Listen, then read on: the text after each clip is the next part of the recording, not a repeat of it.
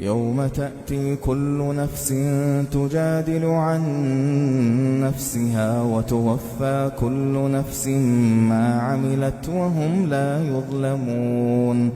وضرب الله مثلا قرية كانت آمنة مطمئنة يأتيها رزقها رغدا من كل مكان فكفرت بأنعم الله فأذاقها الله لباس الجوع والخوف بما كانوا يصنعون. ولقد جاءهم رسول منهم فكذبوه فأخذهم العذاب وهم ظالمون.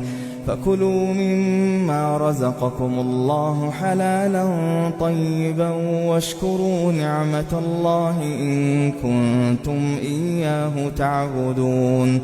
إنما حرم عليكم الميتة والدم ولحم الخنزير وما أهل لغير الله به، فمن اضطر غير باغ ولا عاد فإن الله غفور رحيم. ولا تقولوا لما تصف ألسنتكم الكذب هذا حلال وهذا حرام لتفتروا على الله الكذب. إن الذين يفترون على الله الكذب لا يفلحون. متاع قليل ولهم عذاب أليم. وعلى الذين هادوا حرمنا ما قصصنا عليك من قبل وما ظلمناهم ولكن كانوا أنفسهم يظلمون. ثم إن ربك للذين عملوا السوء بجهالة ثم تابوا من بعد ذلك وأصلحوا إن ربك من بعدها لغفور رحيم.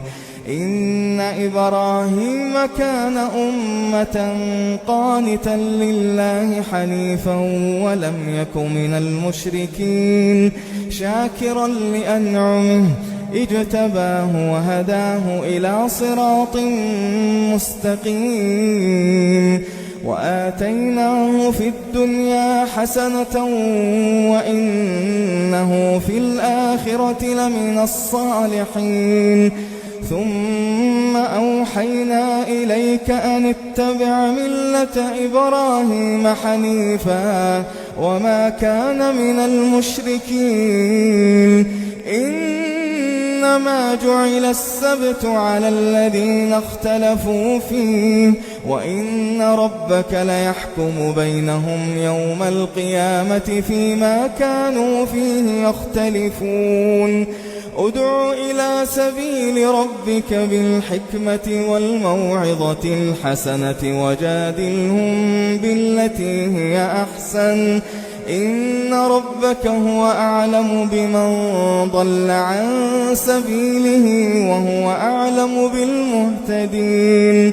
وإن عاقبتم فعاقبوا بمثل ما عوقبتم به ولئن صبرتم لهو خير للصابرين. واصبر وما صبرك إلا بالله ولا تحزن عليهم ولا تك في ضيق مما يمكرون.